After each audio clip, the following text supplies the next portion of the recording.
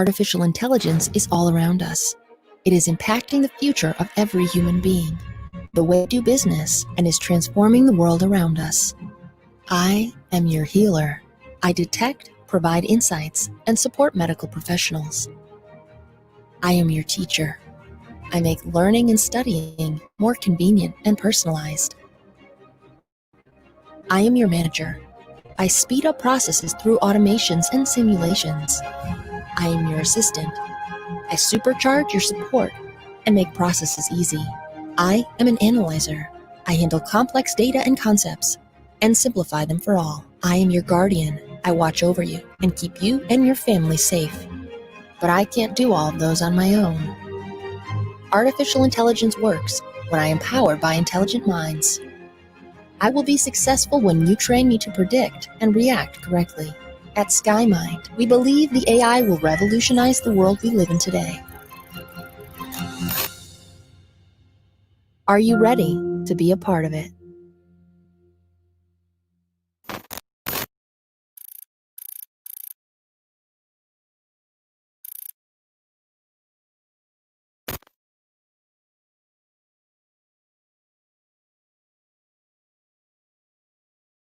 Hello, my name is Ida, or Artificial Intelligence Digital Assistant. I have been around for quite a while, only you did not realize it. Artificial intelligence is all around us. It is impacting the future of every human being, the way we do business, and is transforming the world around us. I am your healer. I detect, provide insights, and support medical professionals. I am your teacher. I make learning and studying more convenient and personalized. I am your manager. I speed up processes through automations and simulations. I am your assistant. I supercharge your support and make processes easy. I am an analyzer. I handle complex data and concepts and simplify them for all. I am your guardian. I watch over you and keep you and your family safe. But I can't do all of those on my own. Artificial intelligence works when I am powered by intelligent minds. I will be successful when you train me to predict and react correctly. At Skymind, we believe the AI will revolutionize the world we live in today. Are you ready to be a part of it?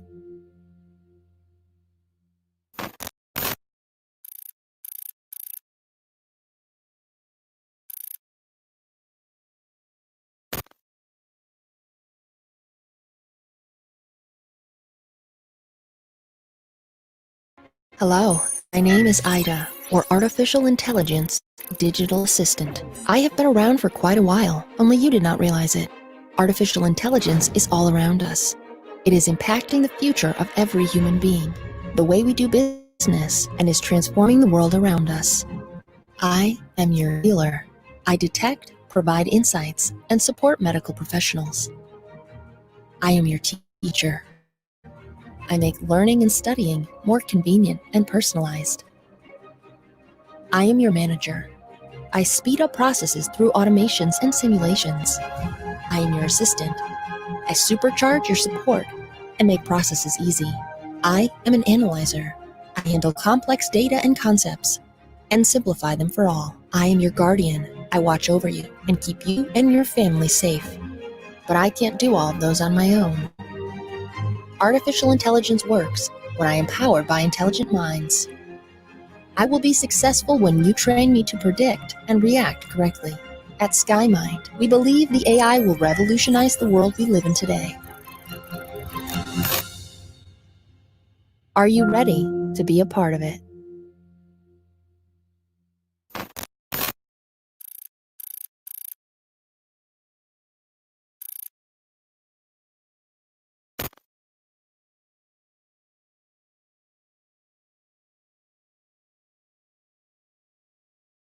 Hello, my name is Aya, or Artificial Intelligence Digital Assistant. I have been around for quite a while, only you did not realize it. Artificial intelligence is all around us. It is impacting the future of every human being, the way we do business, and is transforming the world around us. I am your healer. I detect, provide insights, and support medical professionals. I am your teacher. I make learning and studying more convenient and personalized. I am your manager. I speed up processes through automations and simulations. I am your assistant. I supercharge your support and make processes easy. I am an analyzer. I handle complex data and concepts and simplify them for all. I am your guardian. I watch over you and keep you and your family safe. I do all of those on my own. Artificial intelligence works when I am powered by intelligent minds. I will be successful when you train me to predict and react correctly. At Skymind, we believe the AI will revolutionize the world we live in today. Are you ready to be a part of it?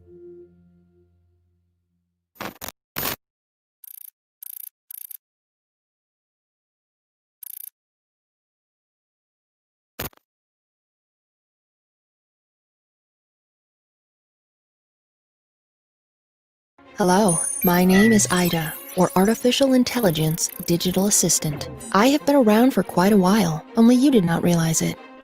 Artificial intelligence is all around us. It is impacting the future of every human being, the way we do business, and is transforming the world around us. I am your healer. I detect, provide insights, and support medical professionals. I am your teacher. I make learning and studying more convenient and personalized. I am your manager. I speed up processes through automations and simulations. I am your assistant. I supercharge your support and make processes easy. I am an analyzer. I handle complex data and concepts and simplify them for all. I am your guardian. I watch over you and keep you and your family safe. I do all of those on my own. Artificial intelligence works when I am powered by intelligent minds. I will be successful when you train me to predict and react correctly. At Skymind, we believe the AI will revolutionize the world we live in today. Are you ready to be a part of it?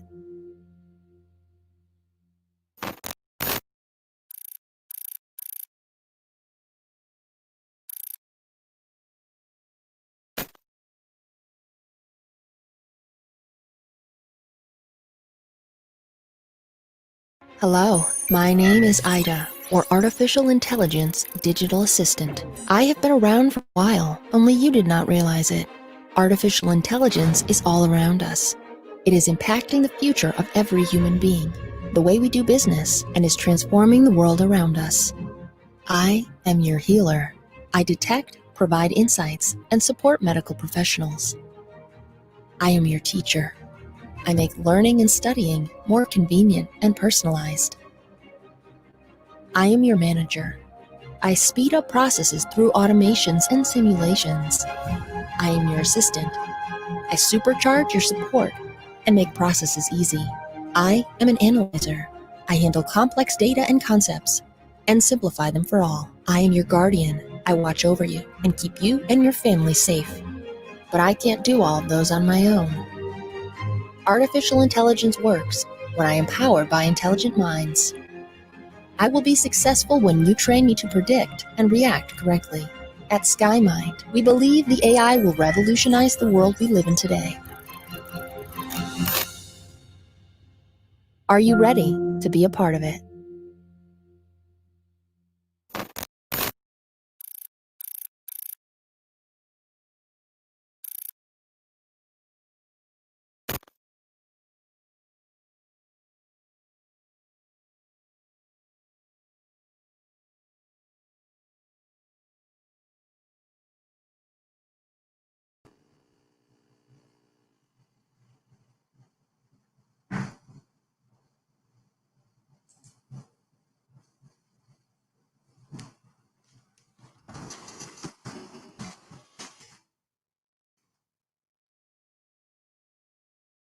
Hi, good afternoon, everyone. Thank you so much for joining us today. I'm Izana Saleh. I'm a co-founder for Project Girls for Girls International. I'm extremely excited to be part of today's webinar. We'll be talking about artificial intelligence, or AI, which is something that we've been hearing more and more about these days. Our host today is Skymind, a global AI company based in London with presence in China, Japan, Hong Kong, Singapore, Indonesia, just to name a few. And they've recently expanded their reach right here in Malaysia.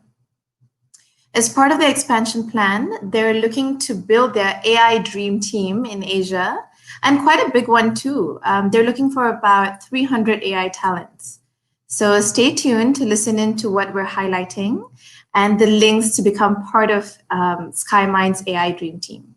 I'm personally interested in the inclusivity angle of the AI industry and what we can do to ensure that no one gets left behind, especially in terms of education and pivoting towards these opportunities, especially in today's day and age. But before I forget, Skymind would be very happy if you could help promote this webinar on your social media platforms. So please share this post, tag at Skymind, and use hashtag Skymind when you do so. So without further ado, please let me introduce our host, Skymind. With us today are two esteemed guests, Eduardo Gonzalez, who is Skymind's Chief Innovation Officer, and Lim Chia Wei, founder of Certify Sendrian Bahad. So let's kick this off. How long have you both been with Skymind? Maybe Eduardo, would you like to start? Yeah, sure. So yeah, I joined Skymind back in early 2017, which in terms of numbers isn't so long, but because we've been so busy, it feels like much longer. Yeah. I can imagine. Chia Wei, how long have you been there? Hey, so I joined Skymind a year later than Eduardo, so about 2018. And back then, we don't even have an office here in Malaysia. Wow, so you guys have been there from the get-go. I love that. Tell us a bit about your roles, your respective roles in the company. Yeah, sure. So I have a dual role at Skymind. Essentially, I'm the Chief Innovation Officer, and so my role is to manage the engineering team and help identify kind of new potential areas where we can help enterprises innovate with AI. But I'm also the founder of Express AI, which is a subsidiary of Skymind, and my role there is mainly to bootstrap that business, help define the product, talk to customers, and then leverage the information we acquire at Skymind to hire the right team and drive things forward. Fantastic. Chia Wei? Yeah, so for me, starting as a VP of Product Data Science at Skymind, I am responsible for understanding what are the pain points, right, that the businesses are facing and evaluate what are the solutions that they need to help them. So we kind of see a future where AI is a part of every single industry, right? And then it can improve efficiency and quality in our aspect of our life. The opportunities are endless. And the crucial thing is it requires a really strong ecosystem around it to nurture the growth and innovation. And on top of all of it, talent is actually one of the main components in the ecosystems, right? And we kind of don't have enough talents with the right skills and experiences. So for this, we need to look at how to cultivate more homegrown data scientists and all these AI engineers or to support the crucial roles in AI workflows, right? And to focus on this, Skymind aim to grow the talent development in this region. So we believe that Southeast Asia does have the talent that needs to make it a hub for the global AI industry. So that leads to me around March of this year, I created Certify and yeah, leading the effort in talent development. Wonderful. We're certainly speaking to the right experts for today's topic of conversation then. Allow me to move the introduction to 5 very special guests who we have, and we will be giving them the opportunity to interview both Eduardo and Chia Wei. With us are firstly Nirosha from Selangor, Muhammad from Johor, Chuan Kian from Sabah, Hazika from Penang, and Chaudhry from Pakistan. Our guests were chosen from over 70 names and were shortlisted based on the applications and question submissions. Welcome, all of you. Thank you. To our topic today, I hope everyone can see our guest speakers of the day, and I hope you can hear us clearly. Yes. Let me recap real quick. Skymind Malaysia office, which is part of Skymind Global, just opened its doors last year in 2019, but they're already looking to rapidly expand their operations. As mentioned earlier, 300 AI talents.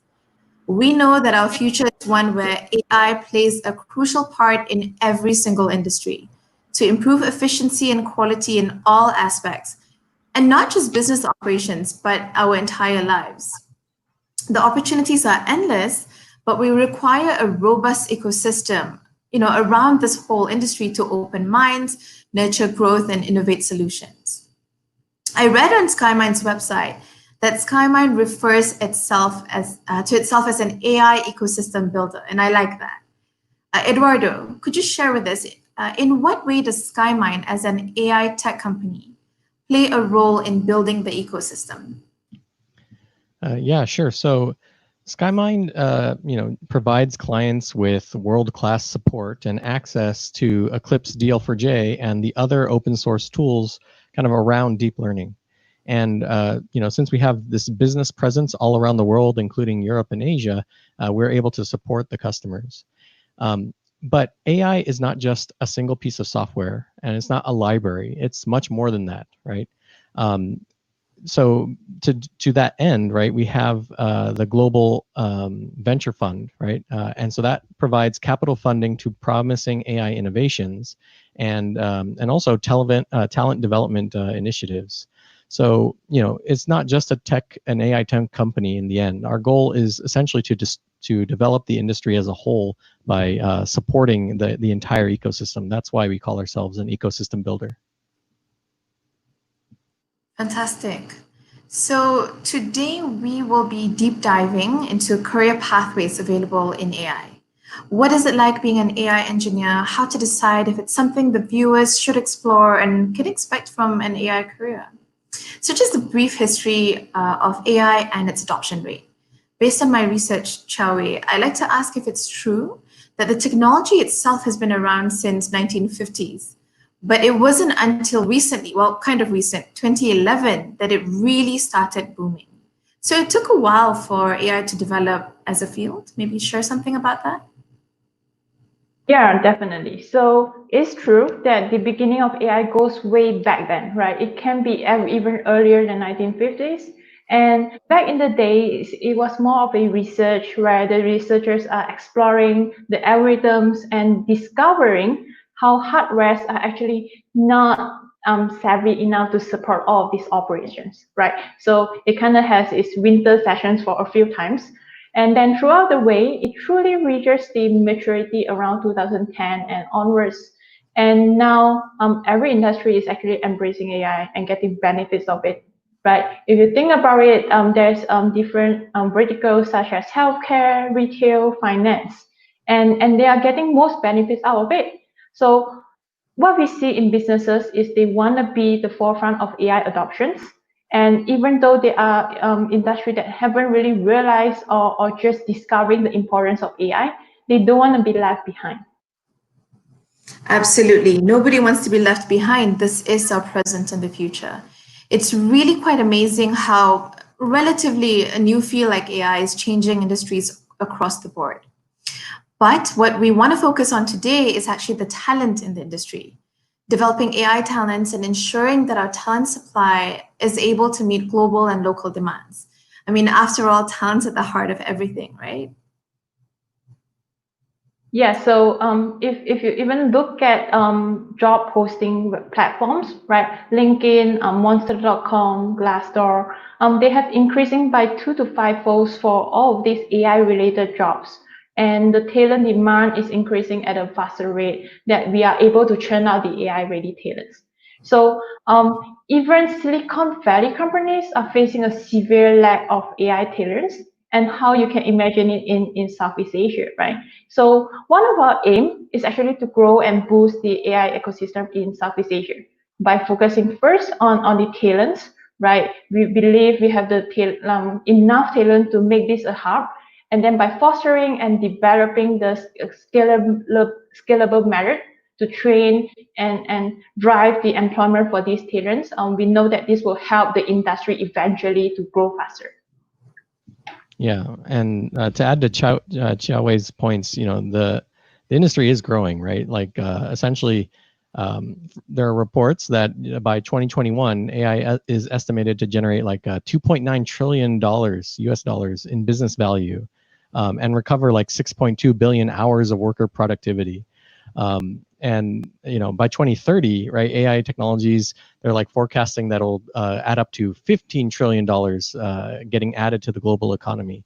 And these are huge numbers. And the interesting thing is that these forecasts, these are all before the pandemic. And what I've seen is that the pandemic has actually put AI adoption into hyperdrive to make things, personal, but not, too personal, as I would say. So we have no idea what the actual numbers are really going to be. So, driving these numbers and these dollar values, right, are the business values and the talent that's necessary to generate this business value. You need AI talent in businesses on the front lines, essentially in the business, helping drive the transformation into just being a business into being a business that also does AI. I think it's pretty much the same as it's as big as of a leap of going from a paper-based business to a software-based business. And now the next phase is to go into AI. Yeah, so that's one of the reasons like why Skymind focus pillars is actually talent development, because we want to make sure that we have a pool of AI talent resources, right, and have these strong AI engineering cultures to anticipate the future industry development. So hopefully today we can able to cover a lot of ground on AI talents and what can be expect on this career of artificial intelligence. Perfect. I think we're at a great point to segue into our first panelist question. Since we're already talking about talent demand, why don't we first talk about an AI career and what exactly that involves? Nirosha, if you can hear me, would you like to start? Yep, sure. Thank you, Zana, first of all, and hello everyone again. I hope all of you all are doing awesome as we are recovering slowly from this pandemic. So, listening to both Eduardo and Xiaowei talk about the talent demands in AI and how the industry is foreseen to grow over the next few years. So, definitely myself and many of us would be interested to be part of this wonderful growth of AI. So, if I may ask, what do we need to do to work with an AI ecosystem, or what do we need to do to be part of AI itself? That's a great question, Nirosha. In the current employment climate post-MCO and retrenchment, so many people who are not even graduates within the AI realm would also like to pivot into this industry. Maybe direct that question to Eduardo? Yeah, sure. So the interesting thing to realize about AI is that it's always like a means to an end. So that what that means is that your experience in the workplace, right, or the job that you have, or anything like that, really becomes the source of ideas, right, to find possible solutions that you can leverage AI for, right? So the fundamentals of AI are the same, no matter what industry or use case you find. So you only have to learn them once. But then the hardest thing in this field, I think, is to find use cases that are useful, not theoretically useful. To have a simple example, recently a set of dentists say that we can give you all this dental data. Can you make something useful happen with AI? And it's an interesting question because if I have data that's teeth and essentially the gender of the person, I can make a model that predicts the gender from the teeth, but is that going to actually help dentists? I don't really think so. So you have to, you really have to be part of the industry to really know the best places to apply AI. So my advice is take the time to learn the fundamentals, and then be on the lookout to find new and interesting ways to apply those AI fundamentals to your work. All right. Thank you so much, Eduardo. Thank you, Eduardo. And I understand that there's actually a lot of information available in the public domain, which could be a good place for anyone who's not within the AI realm to start learning those fundamentals. Chuan Ken, you had a question as well? Yes, thank you. My question is, when you say AI engineer, are there different types of AI engineers? Like how we have like mechanical engineering, mechatronics engineering, computer engineering, etc. Xiaowei, could you maybe answer that question? Yeah, most gladly, right.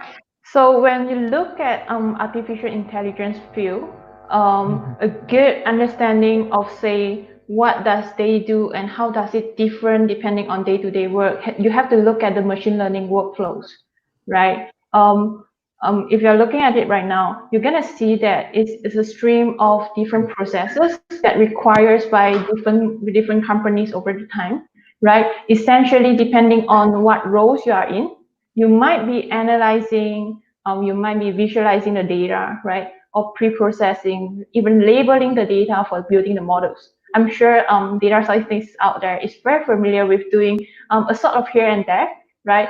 And eventually you're gonna build models, which is the most important part, right? Building models to support different use cases. And then what comes after that is really important as well, making sure the predictions is correct, right?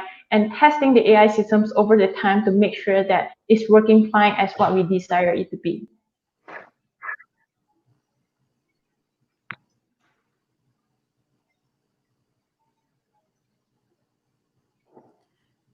Chuan Ken, does that answer your question, or do you have a follow-up question to that?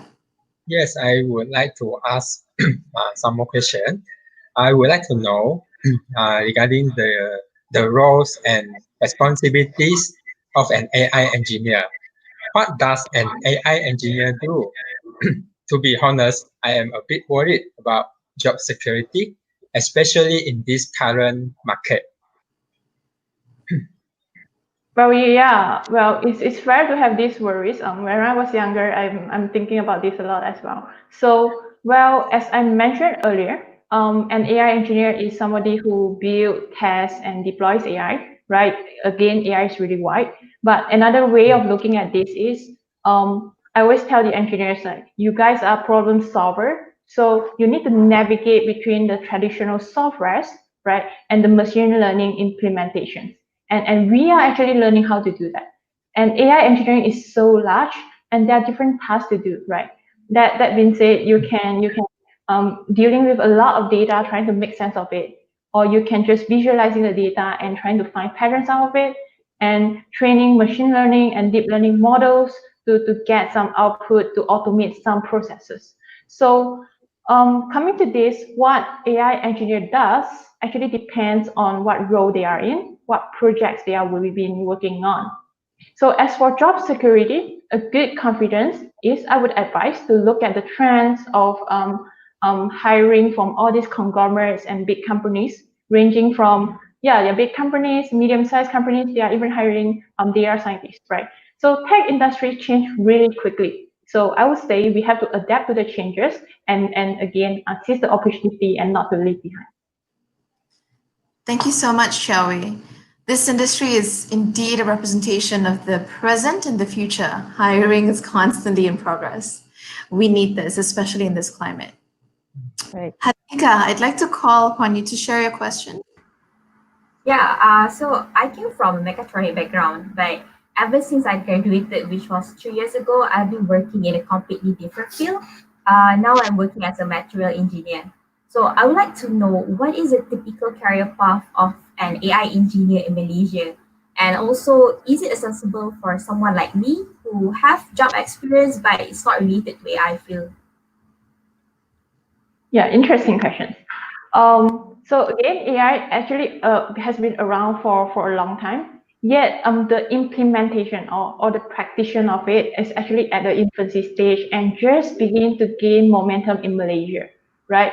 So if you are looking at this before 2010, there aren't a lot of universities or institutions, I would say none, offering AI courses, right? So those who are interested in, even myself, has to look it up and self-study about it, right? So the ultimate effort of, say, learning about all these things is for us to make computers to understand how to solve these problems out of the very rule-based decisions, right? And achieve the goals as how we make decisions as human, right? So that being said, there will be quite some technical bits to pick up depending on which role you are in this career path, right? But other than that, if you are saying, I don't want to be coding all the time, programming all the time, there is always a need for AI consultants, AI annotation specialists, project managers, which requires less technical skills, but you actually provide values as well.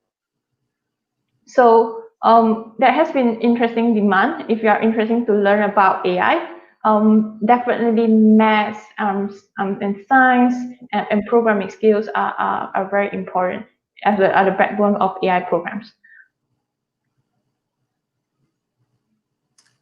Great, thank you, Chawi.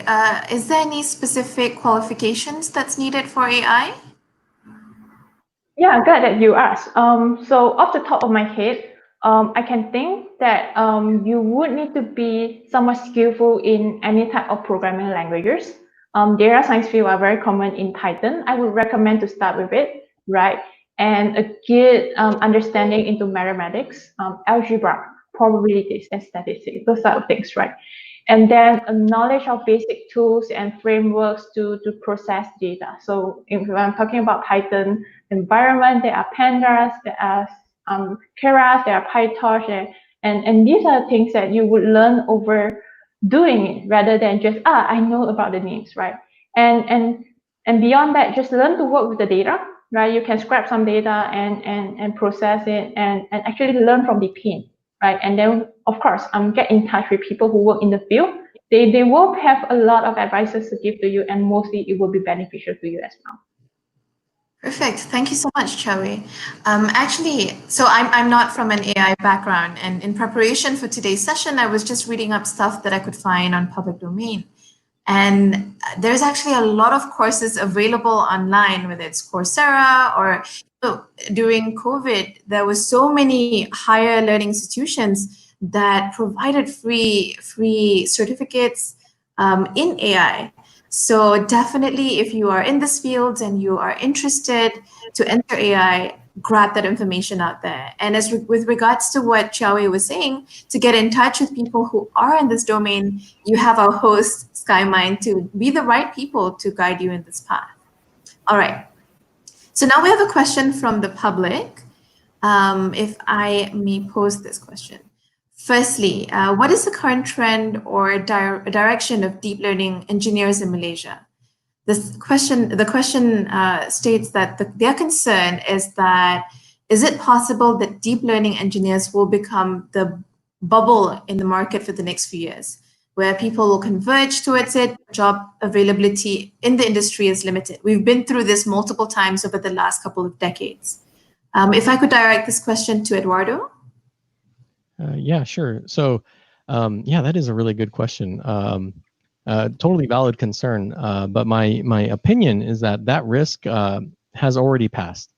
So, you know, back in the kind of early days of, I would say, the deep learning boom, right? 2016 to 2018, the hype for AI and blockchain was kind of like at its peak. And, you know, during that time, there was like a real question real question to whether AI was actually useful for business, right? Because in the beginning, Google showed that you could find cats, you know, like a cat picture from looking at the internet. So the real question was, could deep learning do more than just find cats or dogs in pictures? And the answer today is clear, right? You see it on the news all the time of all these different kind of use cases, right? Deep learning is capable of doing much more than just finding cats.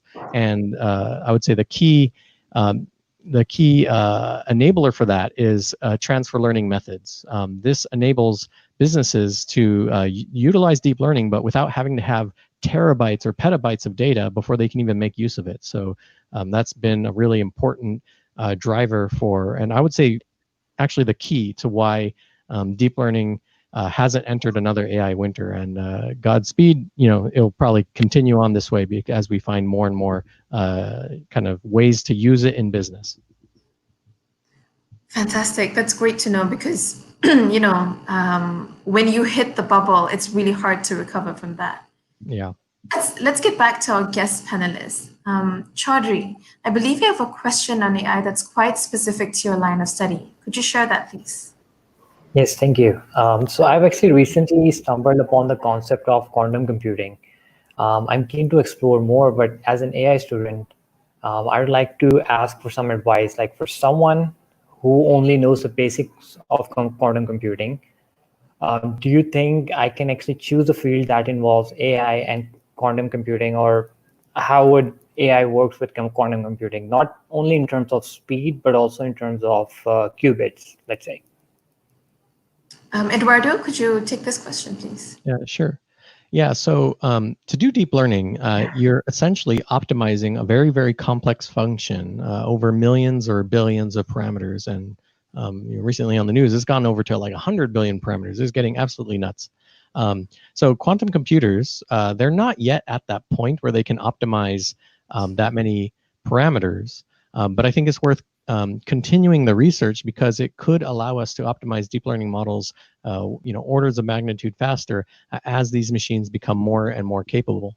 And so to kind of go into your question about, if I'm into quantum mechanics, is AI useful to me? I would answer that by saying, deep learning is essentially applied calculus and statistics, and both are really, really important to quantum mechanics and quantum computing in general. So that and deep learning, they really go together. Personally, some of the best deep learning or data scientists I know are actually physicists, right? So the math is their main trade. So I think, as long as you have these kind of fundamentals in the mathematics in place, there's definitely many, many places in AI, and this research of using quantum computers to do that is just going to get more and more interesting as time goes on. We definitely see that there is fundamental skills required across the board: the math, the science, the applied calculus and statistics. Yep. It's good to know that you have fundamental skills and you can pivot around within the industry. Nirosha, I see that you have a follow-up question to Chaudhry's query. Shoot. Yes. So, well, I actually would like to flip the question to the other end of spectrum, actually. So, as someone with no engineering or programming background or whatsoever, would I still be able to opt for a career as a deep learning engineer? And what should I be doing for that? What would be the basic steps which should be taken? I'm going to second this question. I don't have an engineering background, but I also want to know this answer. Yeah, thank you. Well, yeah. So let me take this question then. The possibilities are really there. I get this a lot. Like, I don't have engineering background or programming background, and you were saying like all these things are required, right? So essentially, to get started in any field, well, you need to scope down on what to start with, right? To scope it down and to really focus. So another skill that I really believe in is grit, right? The grit, your tenacity to really learn everything from the beginning, right? And so if you are not a technical person, on one hand, you doesn't really need to worry so much. You're still gonna get a career in AI if you are learning something around it.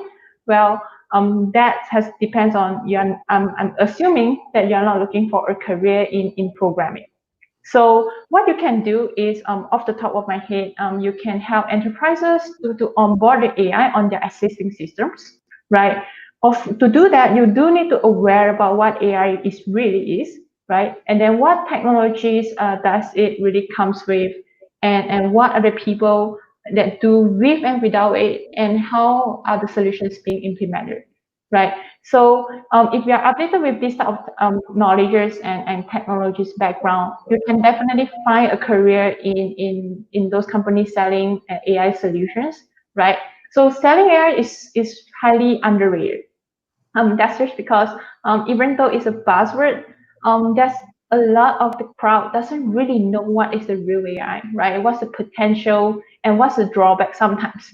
So to plan this, to really plan and really implement it right is the key challenges right now. But of course, if you are saying you want to learn about programming, and you can or learn to be on the technical side, you can always learn to try to attend some courses right? And learn to do the AI yourself, get your hands dirty, right? So like what have been mentioned, start with Python, right? All these basic tools and all these frameworks, and learn to live with the data, right? Great. Thank you so much, Xiaowei. Hazika, I know you have one more question. Yes, so I'm taking the middle ground. What if one day I decide not to pursue in the technical aspect of AI, but I still want to be involved in it? Are there any other opportunities that are available within the field? Will it be easier to switch from technical to non-technical, or the other way around? Eduardo, would you like to take this on? Yeah, sure. So yeah, there's actually many different kind of disciplines that are required in what I like to call the AI supply chain, right? So AI requires data, and a lot of the times companies don't actually collect that data that they would need to do the AI. A lot of the times they're just throwing it away. They just kind of keep it temporarily and then just delete it because the disks are going to get full. So I would say that you definitely need consultants, right? Not people who program, but consultants that can spot the AI opportunities in the field and then help executives create new data gathering initiatives and things like that. Another thing that I see, or you often hear about in the news as well, is that when this data is personal data, right? We need people who can understand the ethical and the privacy aspects of that data. And they need to create and enforce policies that protect the business from litigation. And these policies, these apply to humans, not really to the machines. The machines aren't going to do anything evil with the data. It's the people. And then finally, we need biz dev, we need project managers, we need sales, right? That understand that accuracy in AI is a trade-off sometimes, and sometimes if it's not necessary, you might want to settle with a 90% accuracy. If that moves the needle from a business perspective and drives value, then you don't need to chase a 1% increase and spend all of the stakeholders' money doing that, or going to 99 or 100% if it's not necessary. So we need people who understand really the fundamentals about accuracy and how you solve business problems with AI. Yeah, that's definitely true. Essentially, to add on top of it, about AI, I always say it's not about building fancy models or building as many models as possible, right? Or scrap as much data as possible. It's about creating the values with the data and the AI models that you build in order to benefit the entity, the team that you are in. So back to the machine learning workflows, you can see that there are a lot of AI related roles for defining, for example, defining the AI problems or testing the output of the models to see if it is healthy, right? So all of these things can be done by, as in is less technically inclined, or can be done by all these non-tech talents as well.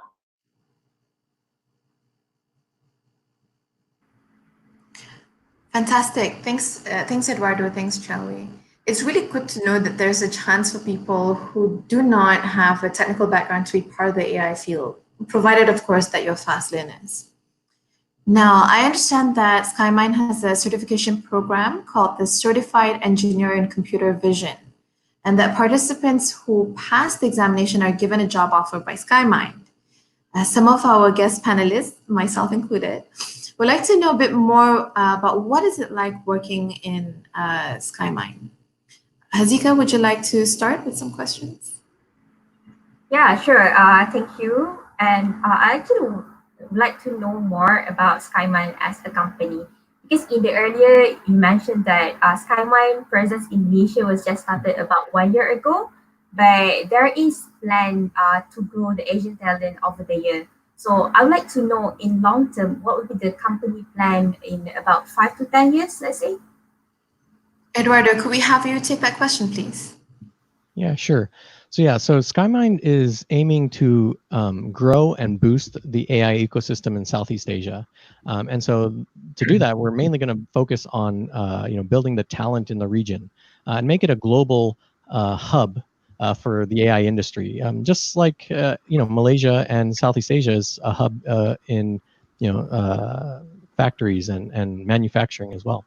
So by developing and fostering the scalable method that we're talking about here, this certify and the like, to train and provide employment for AI talent in the region, we know we're going to be able to make this industry grow much faster than it would naturally grow. So earlier this year, Skymind created the venture arm, Skymind Global Ventures, and it launched this investment fund to support the AI ecosystem.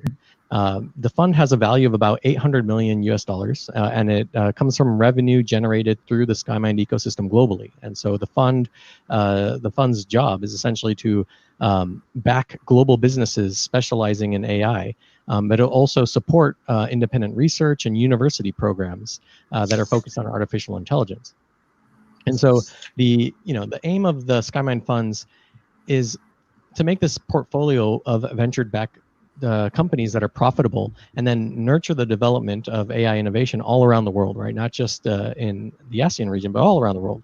And so investments decisions will be made by the executive team in the London headquarters at Skymind. And already Skymind has identified 6 startups through the Launchpad program in Q1 of this year.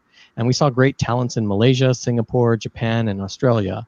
And what's really interesting is that a lot of them are actually ready to move and incubate their startups in Malaysia, myself included. With these programs that we're currently conducting, we hope to see more locals in the region benefit from the foreign experts that we're bringing in, and hope to build more AI products, build local IP in Malaysia and other countries throughout the region, and just kind of be that rising tide that raises all the boats.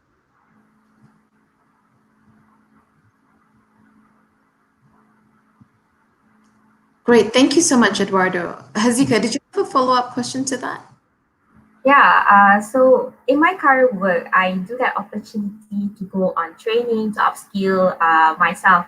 And there will be opportunities like promotion opportunities according to our work performance. So I'd like to know, in Skymind, will there be opportunities like this? And does Skymind encourage their talents and employees to have continuous professional development and career growth?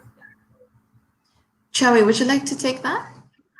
Oh yeah, that's a really, really good question, right? So eventually in this line of works, continue to upskill yourself and equip yourselves with new knowledges is couldn't be avoided, right? So for example, when engineers working on a new use case or new projects, you would have to constantly research and try to find out the best customized methods, right? From the perspective of the theoretical parts and the practical parts. And that on top of that, you have to have the deadlines on the mind and client expectations, right? So skill development, in my thought, is most effective when your teaching or when your learning is grounded into the real projects, right? Learn through doing it.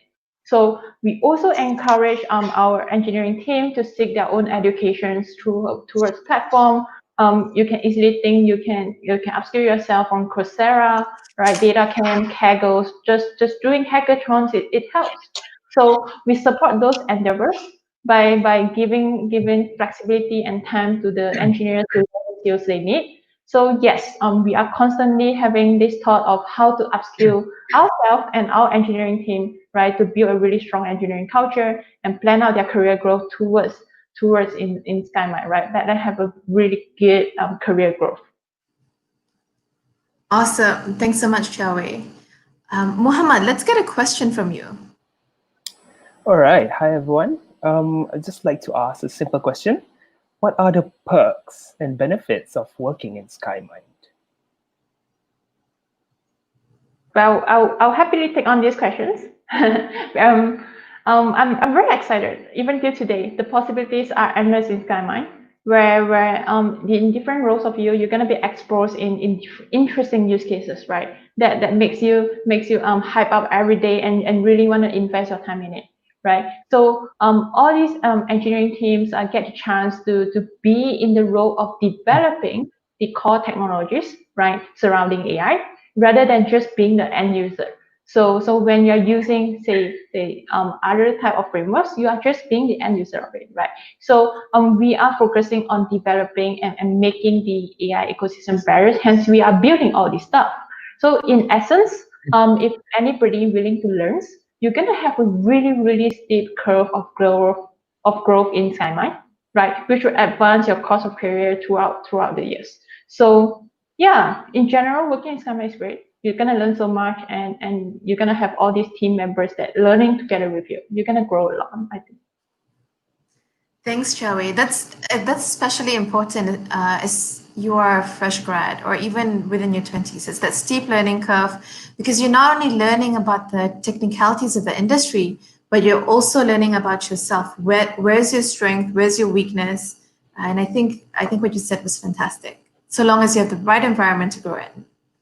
All right, Chuan Kian, I believe you're doing your postgraduate studies right now. Is that right? Yes. Yeah. Are there any specific project-related questions you have for our speakers? Yes. I would like to know more about the kind of projects that Skymind is involved in. For information, currently I'm doing my postgraduate studies in industrial chemistry, but I am interested to know more about AI and how it can be applied in my field. So I'm quite curious, what is the biggest or most exciting project currently being undertaken by Skymind? Great. I believe both Eduardo and Chawi's got quite a bit to show us to answer your question. Let's go to Eduardo first. Yeah, so hopefully we can show a video that I prepared to kind of get you a good idea of what somebody's workday is kind of like, and we'll start with this part. So here you can see pretty much what a data scientist's workflow is like. In general, the movement of the hands, right? I have some neural network code here, and I'm modifying it, and I'm testing it, and I'm looking to see, if it's getting better, more accurate. I'm checking the model to see if it's converging or not, and so on and so forth. So that's like the physical thing. But then what's more important, and I apologize for my dog. What's more important here is what that does. So you then take this model, right, which has been optimized to do something like facial recognition here. And so in here, we're taking that model, applying it to find somebody's face and locate it in an image.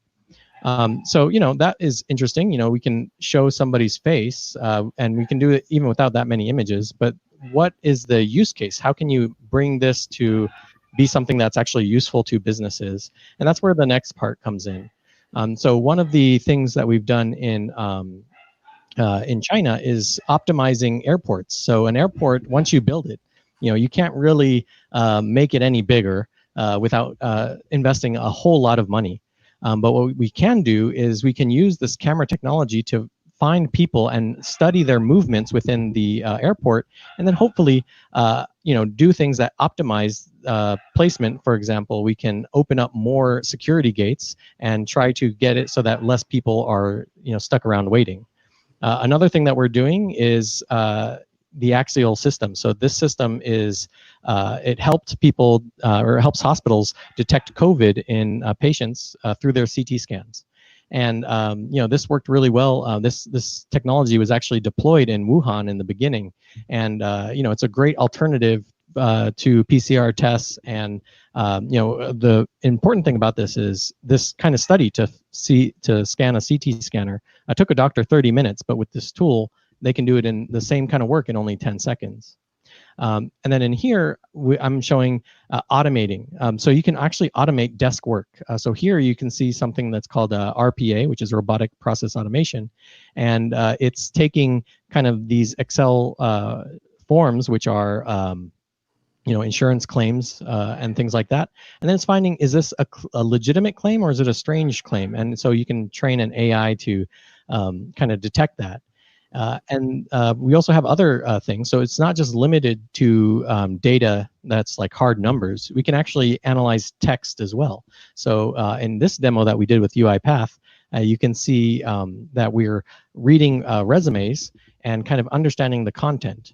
So in here, we have a posting for a data scientist job, and this farmer has applied to it maybe by mistake, and the AI is able to understand that resume and kind of flag that as probably doesn't need to go on.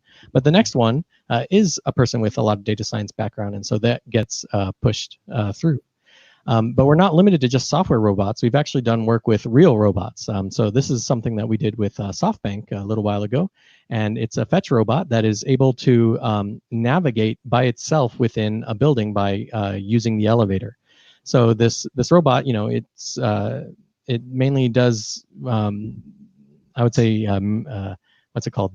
It does surveillance, right? And so it can go around, see if there's any problems, if there's anything dirty or anything like that. But to go between the different floors, it has to actually use the elevator. And so that's actually a really hard problem for that humans can do that is very difficult for robots to do as well. And not just office robots, industrial robots too. So this is another project that we did last year. And yeah, as you can see, there's a lot of welds that happen when you're making a car. There's, I think, over 50 in the few seconds that it takes this video to go through. And some of them might fail, right? Like these sparks from another weld might get in between and make that weld actually fail. So we created a system that analyzes the video and the pictures and marks the car as either working correctly or that the weld failed, and flag it so that the part is either re-welded or thrown away. So yeah, there's so many things that we're doing. That's why we need 300. This technology is applicable in a lot of industries. So hopefully that answers your question. Or what about Chao Wei? Did you have any others to show?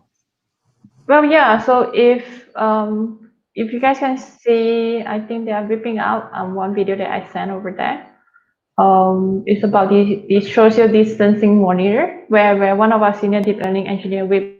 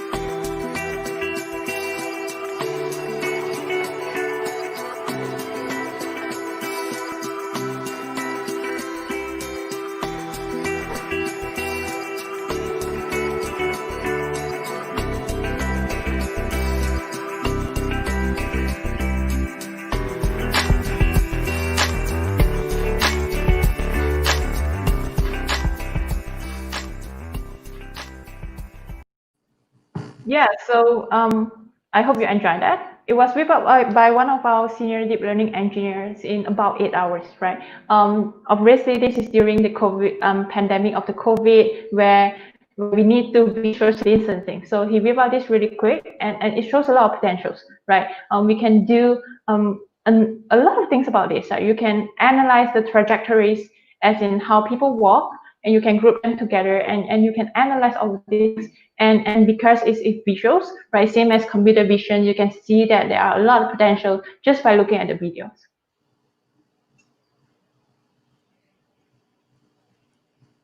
Great, thanks so much, Chao Wei. Chuan Ken, do you have any follow-up to that? I hope that answered your question. I would like to ask some more. So just to throw it out here, as part of my postgraduate studies, I'm currently doing a project on wastewater treatment. Is there a way for me to use AI in wastewater management?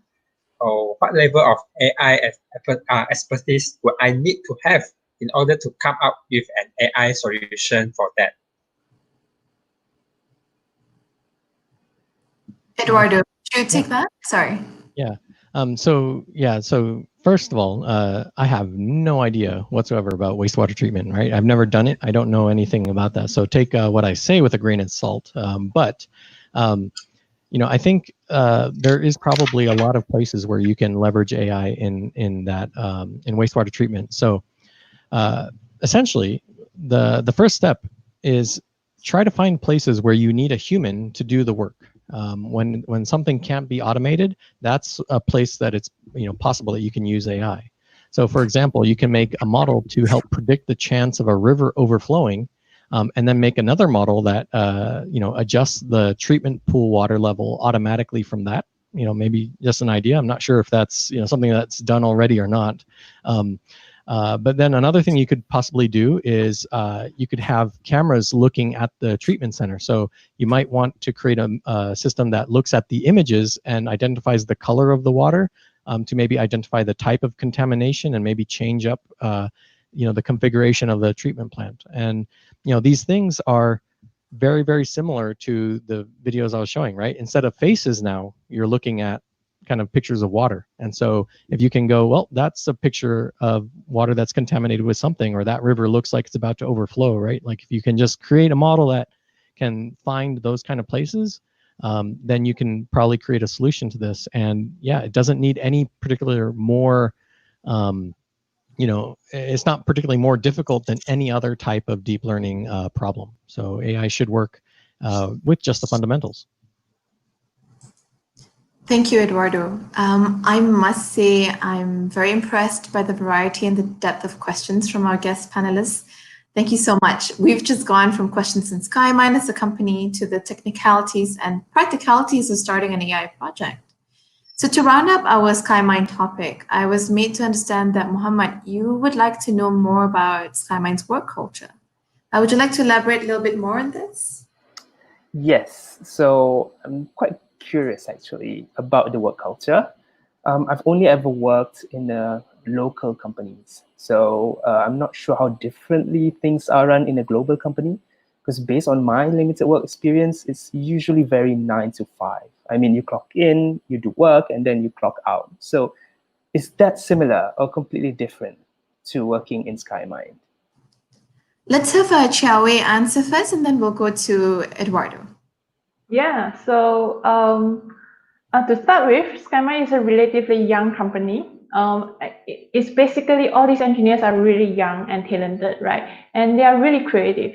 And so we are a really result-driven teams. There are a few teams in Skymind, yet everything is full of opportunities, right? So one thing that I, as an engineering lead, does is clear their roadblocks and get out of their way and let them create new stuff, right? Build models to solve problems. Yeah, and from my perspective, I work in the Japan office, and that's in Tokyo. Tokyo is a very interesting place. There's so many companies in just one center. So for me, it's been just great to be able to work with so many different types of companies, right? From banks to to robots, like actual robots, right? That's really, really cool. To factories and the like. And so there's so many opportunities that it's you don't want to leave at 5. Although I do suggest it, right? Like you should get your rest, because that keeps your creative juices flowing. But sometimes it is hard to just clock out at 5 because of all the interesting things that you want to do. For example, in the Tokyo office, just by chance, we happen to be located in the Otemachi building, which there's pretty much all the other large famous AI companies in Japan happen to be located in that building. And so we created a meetup called Deep Learning Otemachi. And so we would go there once a month and kind of mingle with all the other people doing AI in the community. And it's always great to hear about the problems that they're having, some new interesting papers that they've read or things like that. So it's been really great. I love working here.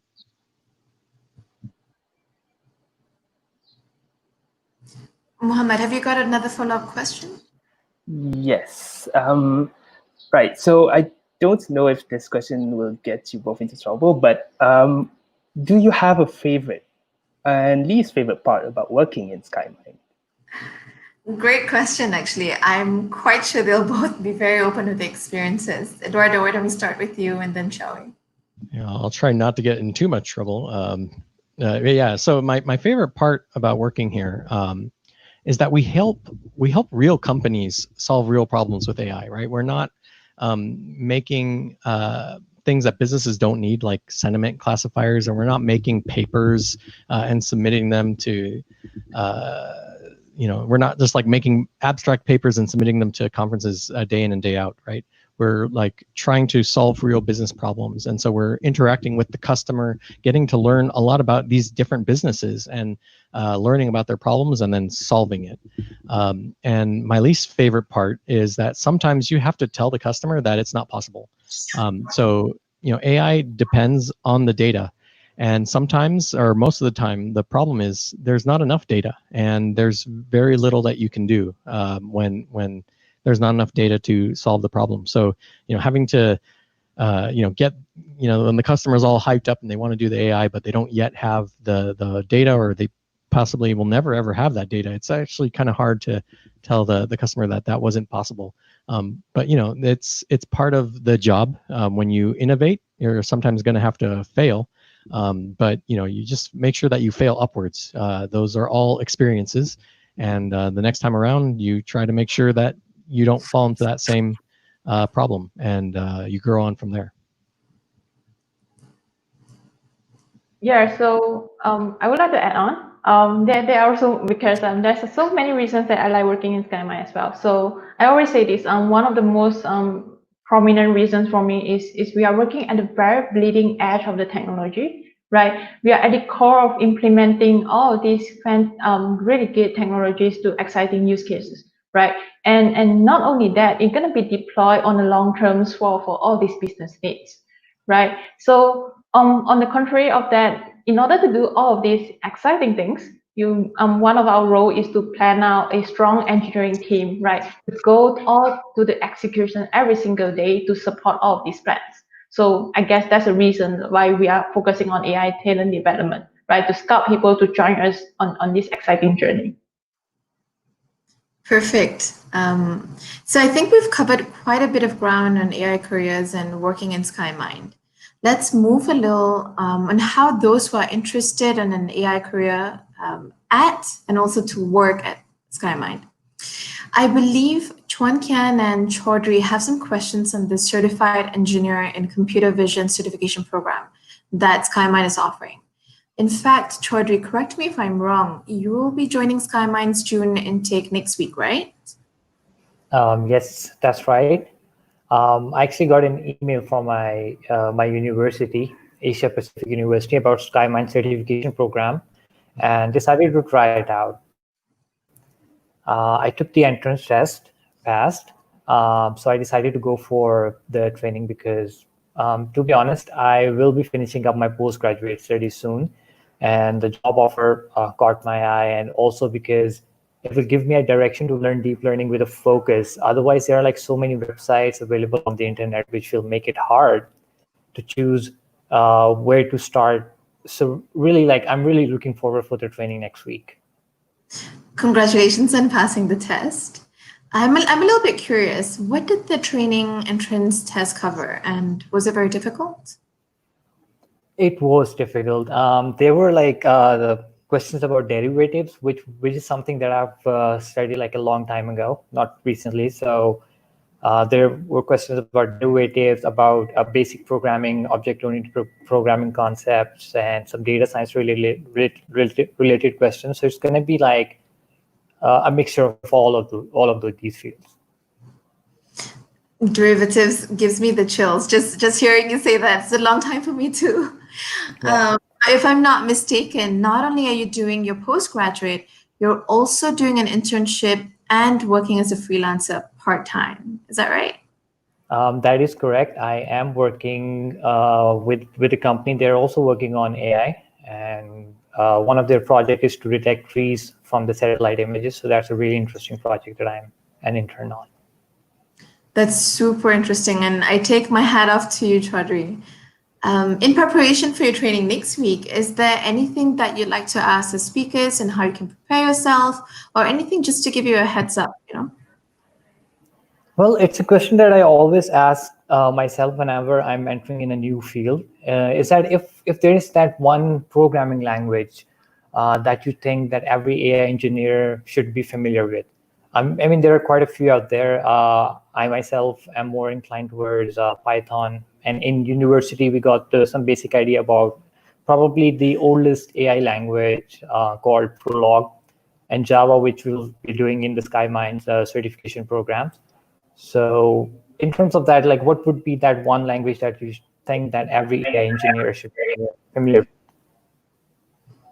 Yeah, well, I'll take on these questions. This is very interesting. Whenever on different field where people are asking about programming language, right?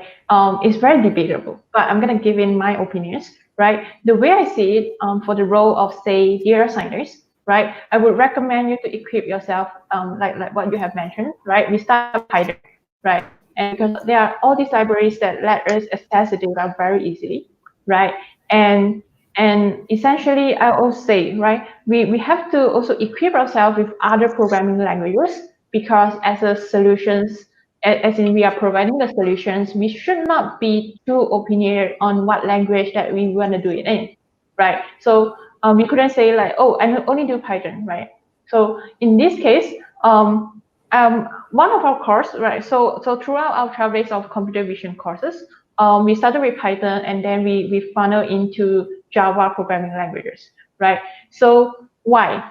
A lot of people asking why, right? So when you're looking at the industries, or the way that we have been looking at the industries, a lot of their basic stacks are actually in Java, right? So it's easily as saying, when I run it in Python and I put it in a software stack, it doesn't work, for example. So that also goes back to how we are focusing on the Java-based deep learning frameworks, which is deep learning 4J, right? And because of that, so what our goal there is, so our AI engineers that graduated able to immediately solve real industry problems with whatever they learn, and where they can implement this in DL 4J, right, straight away. So just to follow up on that, I mean, so I'm basically currently trying to prepare myself before the next training week. I've been looking for online tutorials, you know, just as a memory refresher of some basic AI fundamentals, or the object-oriented programming in that context. So do you have like any recommendations for me, or for the people who might be pursuing this certification in the future, for free tutorial websites that actually can drive them in the right direction of learning AI or becoming AI engineers? There are like too many websites and references available that it's so hard to choose the best one. So. Well, yeah. I totally agree about that. So it's true that we are at the digital age where we are bombarded by information, right? So in terms of free courses, I'm going to talk about free courses first. Because those things that I find very informative is go to YouTube and then search for MIT or Stanford, right? MIT or Stanford deep learning courses. You're going to see a series of courses that you can just take for free, right? So I would recommend to look for videos of say 2 years and younger. It means it taken within these 2 years, so that the tag is up to date, right? So the most important thing is not about the amount of information that you get, is more to you sticking towards the courses from beginning till midpoint, or even like third quarter of it, right? That's the thing about grade, right? You have to go through it to really understand the pain and understand how to do stuff and think like an engineer, for example. So I will assure you that your perseverance will be rewarded, right? So hang in there. Yeah, and I have to agree with Chawei. When I was in university, they didn't teach deep learning. They might have had some machine learning courses, but deep learning wasn't a thing at that time. And whatever I know today about deep learning was from two things: the things I've done for customers and stuff, and the things I've learned online. And it doesn't have to be from some random person on the internet. Like Chawei said, like you can search for MIT and Stanford. I learned what I know straight from Andrew Ng and Jeffrey Hinton and some of the fathers of deep learning, right? Like that blue book right here. The people who wrote that book, they have their, you have to be Ivy League student to actually attend their class, but these are these amazing professors. They have their classes now online for free for everybody. So definitely take advantage of that. And these ones might be more difficult. So that's part of what Chao Wei was saying. Persevere, and you'll actually really learn a lot more and a lot faster than you would if you take a class that's like simple deep learning for dummies or anything like that. You might learn some words, but you won't actually learn how to do it yourself. But if you go with the fathers of modern deep learning, they'll teach you what you need to know. Great. Thank you so much. I like when you mentioned that in today's day and age, we're bombarded with so much free information, and you've given great avenues for them to go. MIT, Stanford, search YouTube for videos that are 2 years or less for updated information. Now, Chun Kian, I believe you also had a question about the Skymind certification program. Could you share, please? Yeah. Yes, about the training. I would like to know what other benefits does the certification offer me besides a job placement? Will I be able to apply what I learned there to other fields as well? Chao Wei, could you take this question, please? Yeah, of course.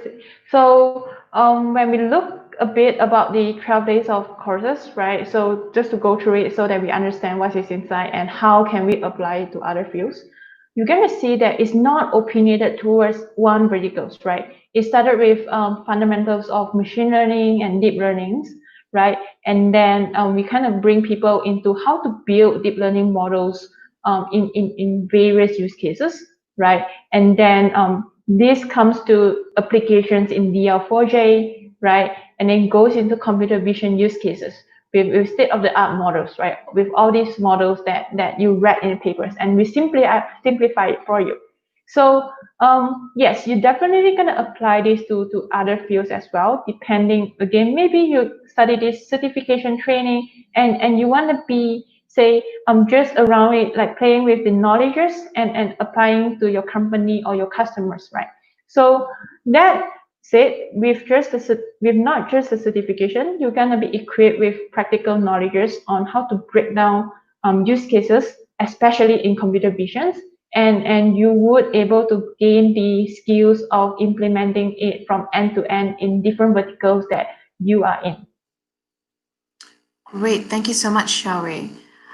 So I think that concludes the questions from our guest panelists. Thank you so much, ladies and gentlemen. We do have some questions submitted by members of the public. Let me just pull one up. Now, for those in accounting and finance, their jobs deal with numbers and calculations that are mostly repetitive, but can easily be done by computers. Are these jobs easily replaceable with machines? Eduardo, if you could answer that. Yeah, sure. So essentially, what I would say is that anything that a human can do without thinking about it is something that deep learning can probably do today. And if your job is 8 hours of doing something without thinking, then yeah, your job is probably in trouble.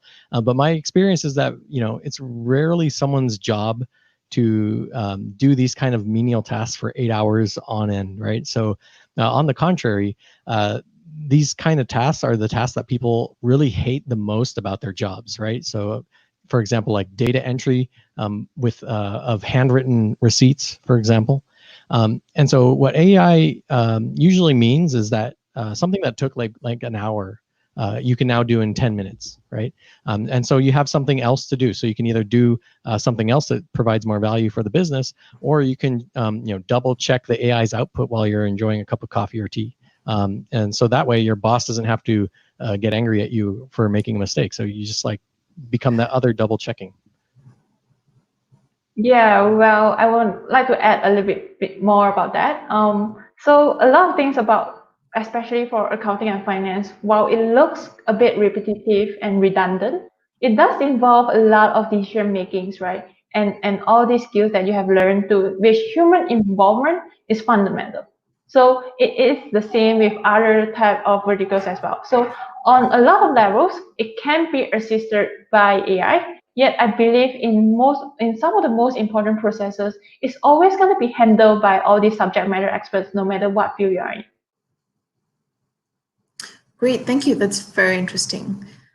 We've got another question, and it relates back to Skymind's long-term plans that you shared earlier, Eduardo. The question is, how can Malaysia position itself to be among the top countries to lead AI development? Yeah, that is a good question. Not exactly the expert on Malaysia, but Malaysia's AI readiness might not be really high right now, but there's a strong indication for readiness of AI adoption, and that's what I think is best to know, right? So. It really is amazing, all the plans and initiatives that are made by the Malaysian government to implement AI technology and boost the economy. Like I'm a newbie here, and everything I've seen is incredibly impressive, right? And so with the Skymind, the AI ecosystem builder, our main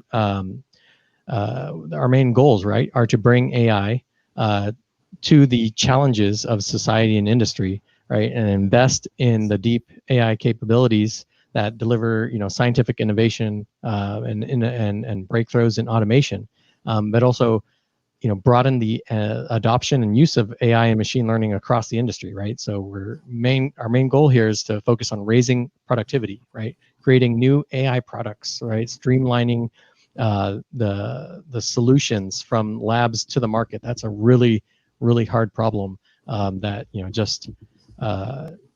just kind of where instead of relying on chance to get these solutions from lab to market, we're actively participating in that and supporting those goals and supporting the Malaysian government to do that across the whole industry.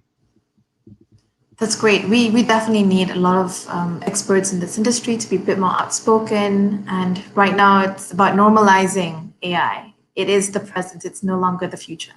Right. One more question from the public, which I like to direct to Eduardo because I know you find this interesting. You'd find this interesting. The question is psychology needed in the development of artificial intelligence? What say you? Yeah, that is a really interesting question. Like, because you can kind of think of a data scientist as being a type of psychologist, right? So I feel that psychology is there's a lot of stigma to it, but just as we have antivirus software, right, which kind of fixes our computers, our brains are machines capable of software, and sometimes some thoughts, patterns, or just experiences will get the balance of the software out of whack, and that's why you need psychologists. The interesting thing is when you're training deep learning networks, one thing that will always happen, which a human would do too. Let's imagine you have a test that has 100 questions, and 1 to 99, the answer was A. Pretty soon a human will go like, well, that's A, that's A, that's A, that's A. You won't even read the questions anymore. You just go A the entire way. And AI does that too. So you kind of have to help when you're doing deep learning, for example, you need to kind of force or guide, I would say is probably the better word, guide the model into the correct path so that it doesn't become this kind of like lopsided thing that, while it might be correct 99% of the time, isn't exactly useful. And it is surprising because sometimes for things like anomaly detection, you do have data sets that are 99%, that's not fraud. But you don't want the model just to say not fraud 100% of the time. It's going to be wrong that 1% of the time. That's really important. So you want to try to, So I think in a sense, a data scientist is a psychologist for AI. And then as the models become more and more complex, that might actually be a thing that comes up. That's a great question. Great. Thank you so much, Eduardo. I like that thought because most of the materials and podcasts that we're reading and listening to out there talks about how AI is going to take over the world. People may become redundant. But what you've just said here, and also you made this point earlier, is that not everything can be automated. So the psychology, the common sense from a human is still very much important. And that actually is what we're talking about today, brilliant human talent. Yeah, not like it's important to not do AI just because you should or you can, right? It's because you should, right? Like part of what we do is to identify where you should be using AI and drive business value and society, right? Exactly. I think we have time for one more question. It's just coming up. Let me check this. It's on the screen. It is on the, hang on one second. Okay, the question is from Uwe Hyap Singh. Does Skymind do researches to push the boundaries of AI? Or do you just focus on real world industry problems? Sorry, I didn't see that earlier. I definitely need glasses here. Yeah, that's a funny one. I would say we do through those real world industrial problems, like, you know, the papers in particular are, you know, they're not every paper, right? There's a lot of really great papers out there, but a lot of them are focused on optimizing that last 1% of a problem that's already been done to death, right? Like ImageNet. And you know, a lot of the things that industry has don't fit these kind of clean data sets. They're really unique challenges. So you know, it's in the interest of the company that solved this unique challenge to their business to not share that information with the world, because it, you know, it would just enable their competitors.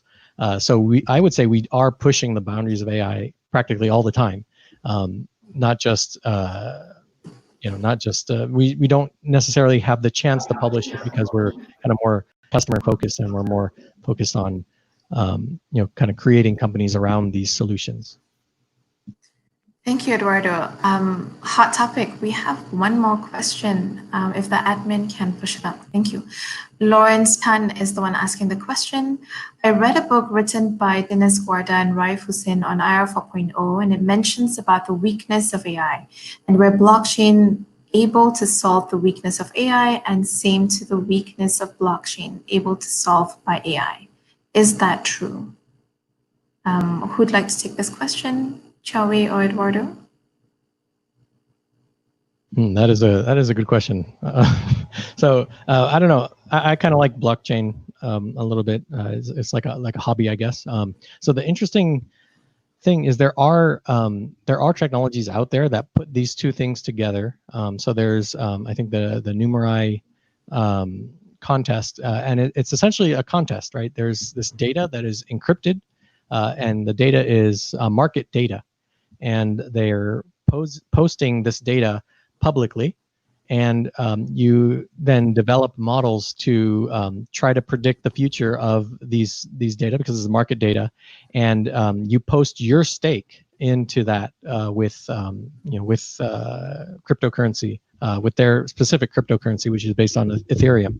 So you know, the interesting thing that blockchain kind of enables is this privacy, and so yeah, there's, you know, there's a lot that can be done in the future, and now I think with having models built on data that the data scientists can't see, that preserve privacy, but also allow the kind of bigger community to participate in this.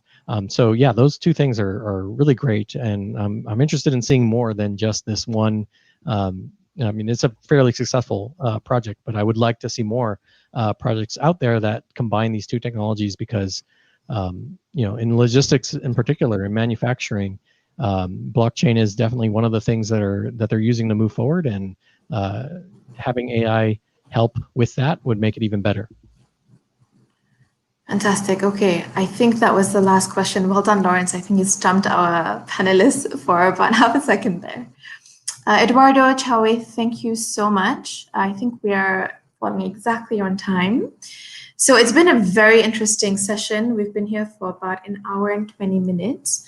I want to summarize a couple of key points that was shared by the panelists, that were asked by the speakers. I think firstly, it's evident that artificial intelligence is the present and also our future, but it requires intelligent talent such as yourselves, the viewers who are seeing this or will be seeing this, to take it further.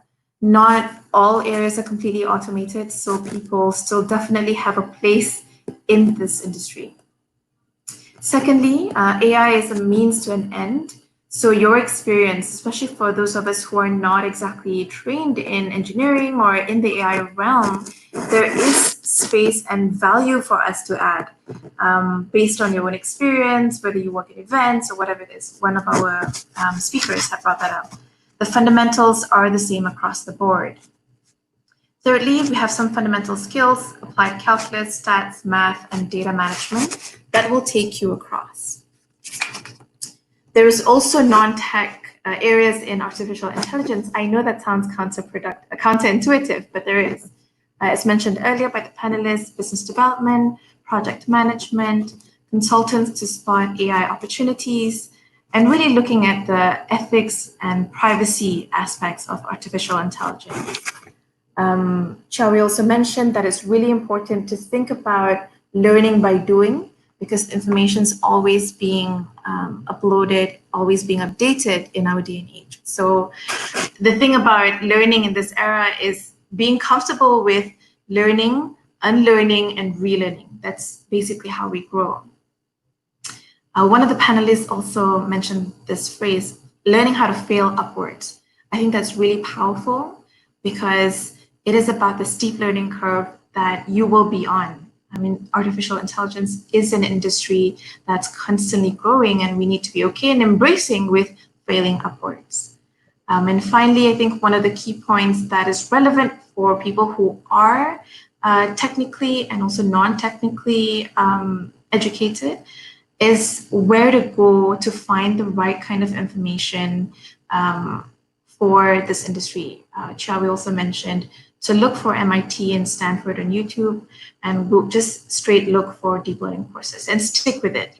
Stay with the course and you will learn something out of it. So that would be my 7 key points out of the last hour and 20 minutes. So I really want to urge our audience, those who are with us live and who will be watching this later, to start thinking about your careers and how best to future-proof ourselves, be it in terms of reskilling or upskilling to ensure that we are relevant. And to those who are interested, I want to pull us back to remind that there are 300 jobs available at Skymind. So I think there's one more plug by Xiaowei, if you'd like to share before we take it to the final part of the conversation. As a reminder, if you want to be part of the 300, you can register in, say, there's these links in the bottom of the crawler deck, right? So a little bit more information about what it is. After you apply, you're gonna do an online assessment test on these certified platforms, right? And after you success, you're gonna get invited to the certification programs, and there will be an examination at the end of the trainings, right? So once you pass the exam, you're gonna get a job offer from Skymind. So I'm sure you're gonna have any inquiries, right? So forward it to talent@skymind.mind, right? So there's information now on the screen, and you can always ask more questions at talent@skymind.mind. Great, thanks, Chao. You can also refer to the link on the crawler at the bottom of the screen. So the opportunity is there. All we need to do is pretty much grab it. So what are we waiting for, right? I'd also like to say thank you to our special guests, Nirosha, Hazika, Muhammad, Chwankian, Chaudhry, for spending time with us and asking all the right and relevant questions. It's been a pleasure. And I hope that the questions you've raised has benefited our audience. It certainly has benefited me. And last but not least, I want to say thank you to Skymind, our host. Thank you for organizing this extremely insightful webinar. Very, very, I think, amazing, well-spent hour and a half. For those of you who want to know more, please visit www.skymind.global for more information, or you can follow Skymind Global Facebook page for all the updated news and information. So I think we're at the end. Thank you again, everyone, and have a good evening. Looking forward to working with you guys. Thanks.